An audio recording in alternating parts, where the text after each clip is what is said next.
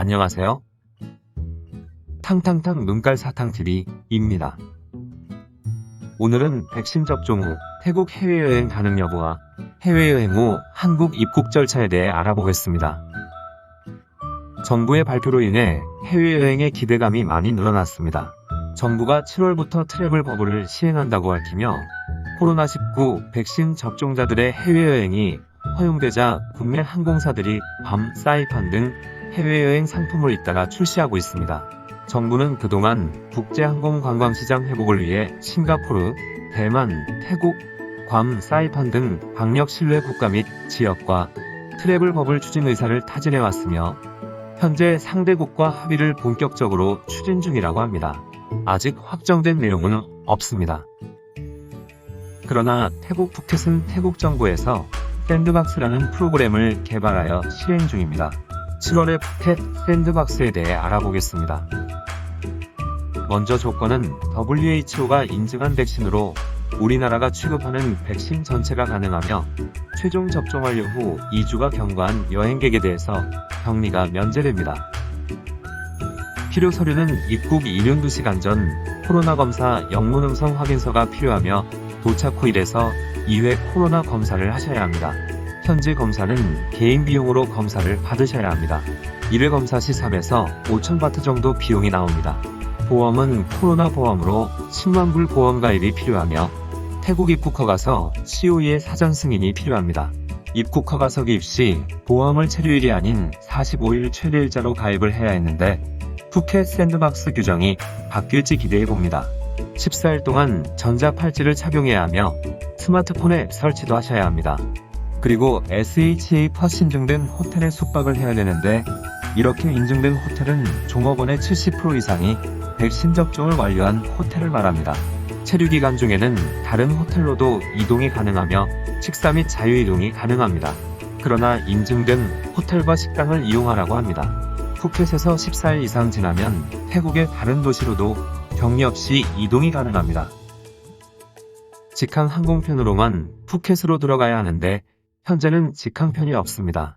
7월에는 타이항공, 8월부터는 국내 항공사 취항 예정이라고 합니다. 이렇게 해외여행이 힘들어졌습니다. 현지 자가격리가 없지만 준비해야 할 것들이 많습니다. 다음은 다들 궁금해하시는 해외여행 후 한국으로 입국 시의 자가격리 여부입니다.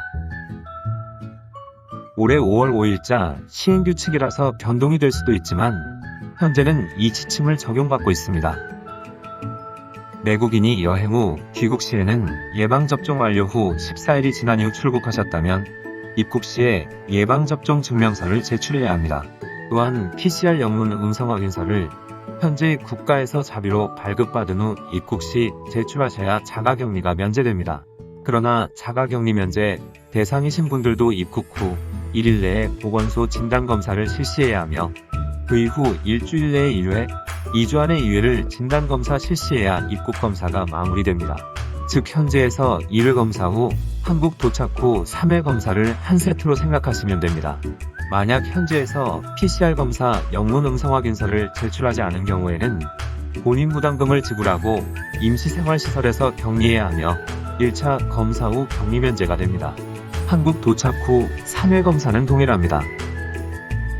단 변이 바이러스 유행 국가에서 입국한 경우에는 자가격리 면제가 되지 않습니다.